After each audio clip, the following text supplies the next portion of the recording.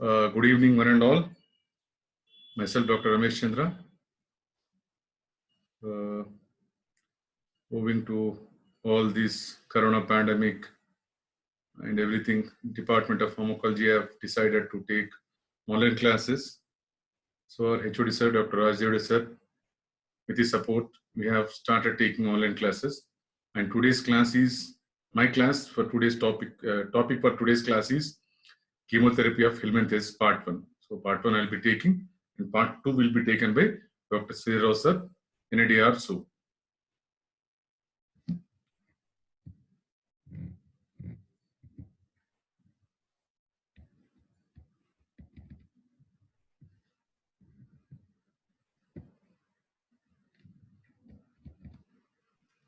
Right. So chemotherapy of helminthes is part 1. So introduction. And then to start with, we have introduction, then the types of elements and the drugs which act on these elements. Introduction. So worm infestation is one of the major global health problems. So predominantly it is seen in tropical countries. And the commonest parasites which cause these are roundworms, hookworms, threadworms, tapeworms, filarial worms, and cystoworms. So worms can cause various gastrointestinal disturbances and general symptoms like intestinal disturbances like vomiting, nausea, intestinal obstruction, so on and so forth. Some of them even cause blood loss, nutritional deficiencies, urticaria, and then allergic manifestations. They also cause intestinal obstruction, as I've told you before, and they also cause hepatomegaly. Nematode infestation causes peripheral blood eosinophilia. This is mainly caused by Wuchereria bronchiectasis. And the elements, these are basically macroscopic multicellular organisms having their own digestive, excretory, reproductive as well as nervous system.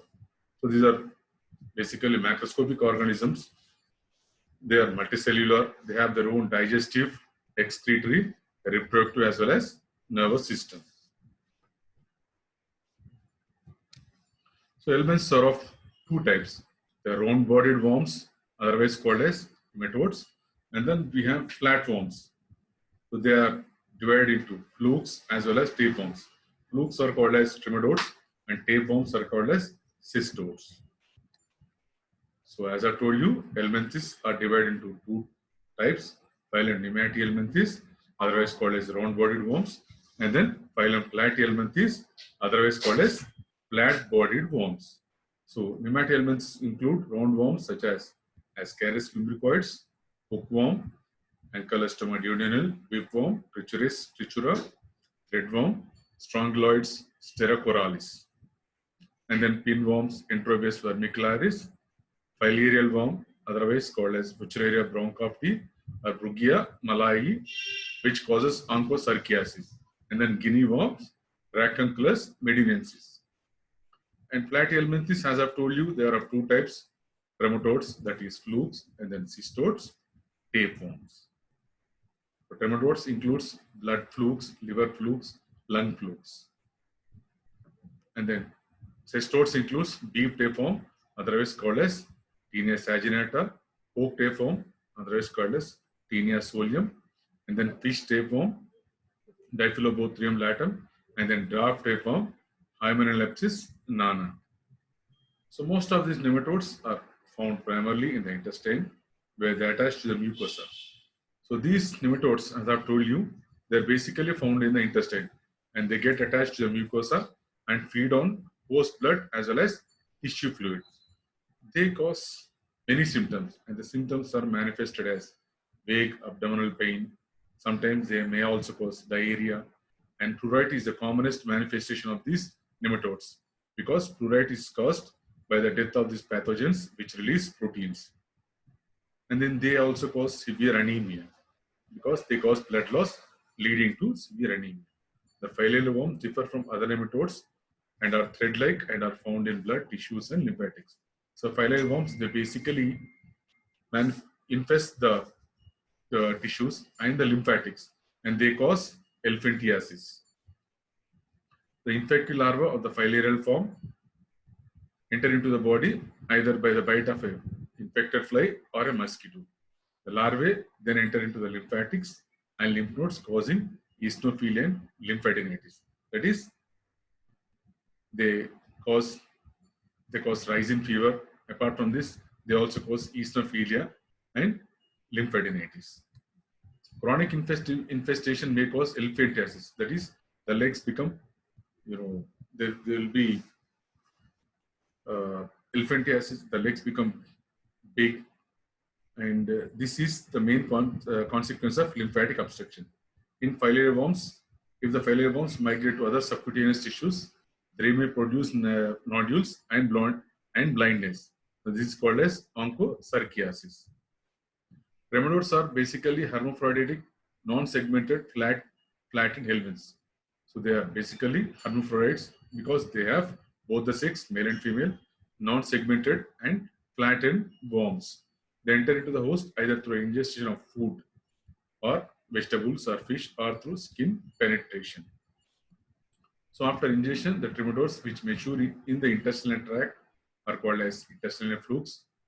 Some of the larvae migrate and mature in the liver and bile duct are called as liver flukes. Some of them migrate and mature in lungs. They are called as lung flukes. So these intestinal flukes, they cause diarrhea, abdominal pain, as well as anorexia. Whereas liver flukes, they cause obstruction of the bile, causing jaundice. Sometimes they also cause liver enlargement and diarrhea. Lung flukes may cause severe cough, hemoptysis, and chest pain. So now to start with the drugs. So basically these drugs are used in the treatment of infestation with ailments in the intestinal tract or tissues of the body. So these drugs are of wormicidal. If they kill the worms, they are called as wormicidal. If at all they expel the worms, they are called as vermifuge. So anti-emetic drugs which kill the worms are called as vermicidal drugs. Which expel the worms, they are called as vermifuge. So albendazole.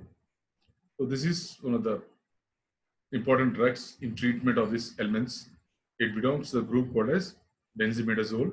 It is basically broad spectrum drug, has got broad spectrum action. They are larvicidal. They have larvicidal action, added disease, ascariasis, as well as ankylostomiasis. And they have got ovicidal action in ascariasis, as well as trichuriasis. So mechanism of action. The site of action, basically they act on the microtubules in the cytoskeleton. They bind to the beta tubulin and inhibits polymerization of microtubules. Apart from this, they also block glucose uptake into the parasites, thereby causing immobilization of the intestinal parasites, or the parasites die away slowly. So pharmacokinetics, given orally, their absorption is rapid. They undergo first pass metabolism. That is, they produce an active compound called as albendazole sulfoxide, which is widely distributed in various tissues, including hydatid cyst. Hence, this drug is of choice in treatment of hydatid cysts. Albendazole is preferred in the treatment of hydatid disease because of its higher penetration into the cyst. They have got a plasma half-life of 8 to 12 hours.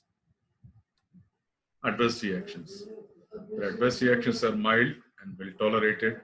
They may sometimes cause occasional gastrointestinal disturbances like nausea, vomiting, diarrhea. So when these drugs are used in treatment of hydatid disease for long-term therapy, they may cause alopecia. Sometimes they may cause liver damage and then bone marrow depression. So dose. So adults and children over the age of 2 years, the dose is 400 mg and to be taken in a single dose before retiring to bedtime. And in children 1 to 2 years, single dose of 200 mg is advised. Therapeutic uses, basically they are used in the treatment of ascariasis, ankylostomia duodenale, and then the treatment of trichuriasis. So the dose advised is usually 400 mg single dose. Apart from this, it is also used in the treatment of enterobiasis. 400 mg single dose to be repeated after 4 weeks if at all the necessity arises. And then, as I've told you, it's a drug of choice in the treatment of heart disease, but on medical therapy. But as such, for heart disease, surgery is of much use. Surgical resection is a treatment of choice, but albendazole can also be used as a drug of choice for medical therapy. So dosage to be given is 400 mg PD for 1 month, to be repeated if necessary. So apart from this, it is also used in the treatment of strongyloidiasis. A dose of 1 mg BID for 3 days to be repeated after 3 weeks if necessary. It is also used in the treatment of Trichinella spiralis, that is 4 mg BID for 8 to 14 days. So it is also used in the treatment of neurocysticercosis. So when these flatworms, when the larvae get deposited in the brain, it's called as neurocysticercosis. So albendazole and praziquantel are the drugs to be highly effective, which are preferred. But albendazole is preferred over praziquantel because it has got less toxicity, and as when compared to cost, it is also very cheap when compared to praziquantel. So glucocorticoids, when given with these drugs, they increase the plasma levels of albendazole sulfoxide, but decrease plasma praziquantel levels. High dose of glucocorticoids are supposed to be given with albendazole, praziquantel, to minimize the inflammatory reactions to dying parasites. So dosage to be given is 4 mg BID for 21 days, and it is a drug of choice. Albendazole is a drug of choice in treatment of neurocysticercosis. And then mebendazole. So it is also a congener of albendazole, belong to the group benzimidazole. It has got broad spectrum action, and mechanism of action is same just like of albendazole, that it binds to the beta tubulins and inhibits their polymerization. Apart from this, it also inhibits the glucose uptake by the parasite. So as a result, the intestinal parasites are immobilized or die slowly. Mebendazole, as I've told you, they are given orally. So oral absorption is very poor, that is less than 10%, and they are highly bound to plasma proteins. They are mainly metabolized in the liver and excreted through feces. Adverse reactions, usually mild and consists of abdominal pain and diarrhea. Large oral doses may cause dizziness. So whenever the drug is given in high doses, they tend to cause dizziness, headache, as well as arthralgia. To be avoided in pregnancy, because studies have shown that they cause embryotoxicity and they are teratogenic in animals. Hence, they are not to be given in pregnant ladies. They may also cause hepatic as well as renal damage. Therapeutic uses usually available as 100 mg tablets and also in suspension forms. But it's a DOC, drug of choice in enterobiasis as well as trichuriasis. A single dose of 100 mg repeated for 1 week in enterobiasis, whereas in hookworm or roundworm infestation, 100 mg to be given BID for 3 days. So in TNA infestation, 300 mg TID for 3 days, whereas for heart cysts of the liver, 400 to 600 mg TID for 21 to 30 days for regression of heart cysts. But the treatment of choice, as I've told you before, is only surgical resection. Albendazole. So it is also a congener of albendazole. It has got similar actions to that of mebendazole. It belongs to benzimidazole group, and it mainly acts on the beta tubulins and inhibits their polymerization. They also inhibit uptake of the glucose by the parasite, thereby causing immobilization of the parasites as well as slow death of the parasites. So parental palmate. It's one of the highly effective drugs for the treatment of roundworm, pinworm, as well as hookworm infestations. Mechanism of action. So basically, they inhibit cholinesterase in the worms. So what happens whenever there is inhibition of cholinesterase, there is increased acetylcholine concentrations. So this stimulates nicotinic receptors in the worms. So what happens when there is stimulation of nicotinic receptors in the worms? There is persistent depolation, so which causes spastic paralysis of the worms. Thereby, the worms are expelled. Pharmacokinetics. The oral absorption is very poor. 80 to 90% of the oral dose which is taken in is excreted in feces, and the dosage is single dose of 11 mg per kg is to be administered. So adverse effects. I've got a long list of adverse effects. They cause nausea, vomitings, diarrhea. They may also cause headache, sometimes dizziness. Skin rashes have been reported, and they also cause fever. Highly contraindicated in infant age group. So diethyl carbamazine. It is a synthetic piperazine derivative. DEC is most effective drug used in the treatment of filariasis and tropical eosinophilia caused by Wuchereria bronchiopteris and Burgii malai. So it basically acts on the microfilarial membrane structures so that they are destroyed by the host defenses. So pharmacokinetics, they are rapidly absorbed from the GI tract. They are uniformly distributed in the body with the exception of fat. So basically metabolized in the liver and eliminated in urine within 30 hours of ingestion of the drug. So allergic reactions are they are basically well tolerated, but sometimes they have some adverse reactions which include anorexia, nausea, vomiting, headache, as well as drowsiness. So allergic reactions are basically because of the parasite-induced reactions. This is because of the release of proteins from the dying parasites. So these dying parasites, they release proteins. The proteins cause allergic reactions like urticaria, skin rashes, so on and so forth. Severe allergic reactions have been also manifested, which mainly involves the eyes. So this is called as Mazotis reaction, mainly seen in onchocerciasis, which is caused because of the filariform larvae or filariform worms. So it is characterized by severe itching, fever, skin rashes, nausea, sometimes vomiting is also seen, headaches, joint pains, lymphadenitis, and keratitis as well as uveitis because it involves mainly the eyes. So hence the drug DEC is not recommended in onchocerciasis. So therapeutic uses, usually as I've told you, this is available as 50 mg or 100 mg tablets or as 100 mg 100 ml syrup. So basically it is used in the treatment of filariasis. So DEC is a drug of choice for active lymphatic filariasis. The recommended dose is 6 mg per kg body weight in single or as divided doses for 12 doses. The course may be repeated after 1 month if at all the necessary arises. So when these drugs are combined with either ivermectin or albendazole, they have got a synergistic action. So tropical eosinophilia. So basically this drug is used in the treatment of tropical eosinophilia in a dose of 6 mg per kg body weight orally for 7 to 10 days. If resistant cases, their dose may be needed to be doubled. So they are also used in the treatment of larva migraines. The dose to be given is 3 mg per kg is given daily for 10 to 15 days. Albendazole 4 mg daily for 3 days or ivermectin 200 micrograms per kg as a single dose to be given. It is also used in the treatment of mass treatment of filariasis. So DEC 6 mg per kg plus albendazole 400 mg or ivermectin 200 micrograms per kg plus albendazole 400 mg in single doses for every 6 to 12 months is more effective than either of the drugs used alone in controlling the transmission of filariasis. So what happens here is, in mass treatment of filariasis, you either use DEC 6 mg per kg plus albendazole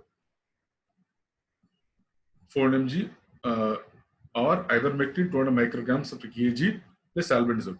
So you have got two therapies, DEC 6 mg per kg plus albendazole 400 mg or ivermectin 200 micrograms per kg plus albendazole 400 mg are to be given in single doses for 6 to 12 months is more effective than either of the drug used alone.